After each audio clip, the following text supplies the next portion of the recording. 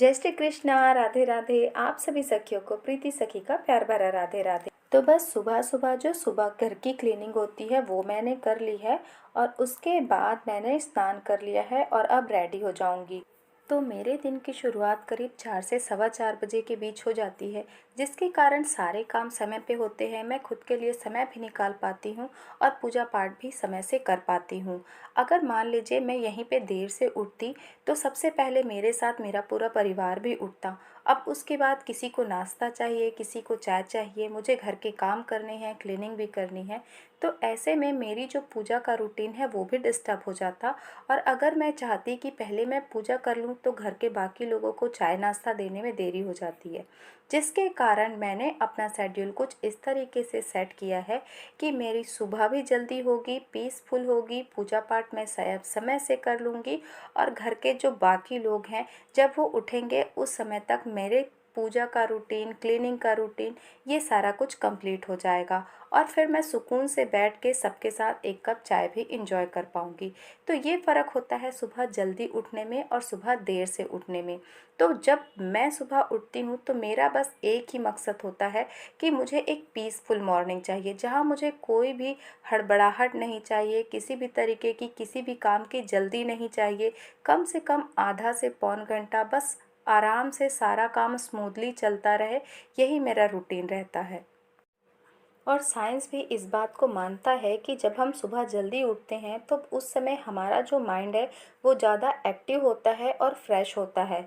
और इस समय अगर हम कोई भी थॉट अपने दिमाग में लाते हैं या कोई भी विचार लाते हैं, कुछ प्लानिंग करते हैं, वो हमारी जो सोचने की कैपेसिटी है वो कई गुना अधिक होती है। इसलिए सुबह का समय हमें कई गुना ज़्यादा फ़ायदा देता है।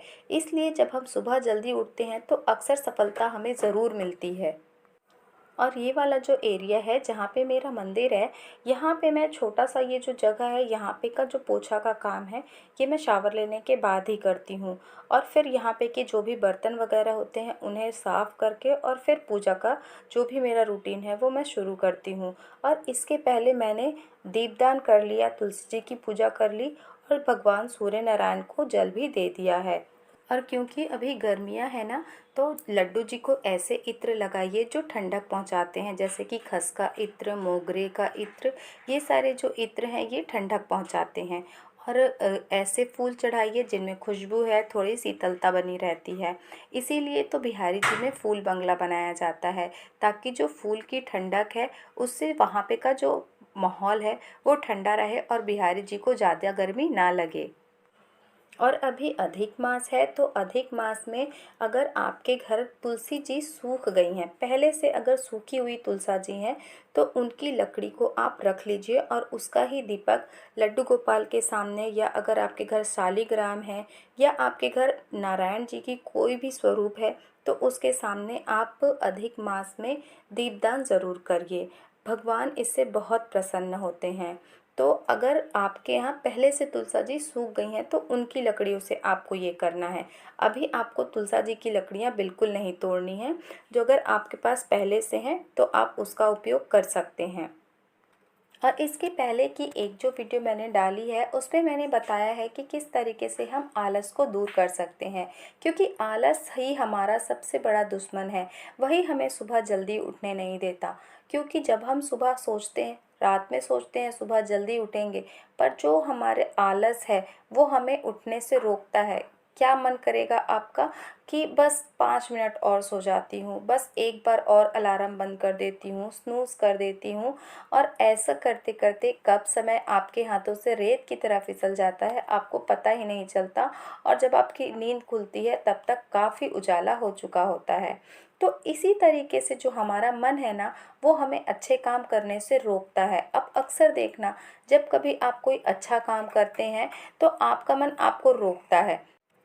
तो आपको अपने मन को समझाना है, जैसे ही अलार्म बजता है पहले ही अलार्म में आपको उठ जाना है, ताकि दोबारा से सोचने का मौका ही नहीं देना है इस मन को कि थोड़ी देर और सो जाते हैं। तो इस तरीके से जब आप निश्चय करेंगे ना कि नहीं मुझे ये काम करना ही है, जो आप आराम से उस काम को कर पाएंगे। जैसे हम कोई काम ठान लेते हैं तो हम उसे कर ले जाते हैं, क्योंकि हमने अपना मन बना लिया होता है। उसी तरीके से अगर आपने एक बार मन बना लिया कि मुझे सुबह जल्दी उठना है, मुझे ये काम करना है, तो आप आसानी से वो सब काम कर पाएंगे और आपको उसमें सफलता भी मिलेगी। लेकिन अगर आपने एक बार भी अपने मन को अपने आप पर हावी होने दिया, तो आपका मन आपको पीछे की तरफ खींच और आप उस काम को नहीं कर पाएंगे।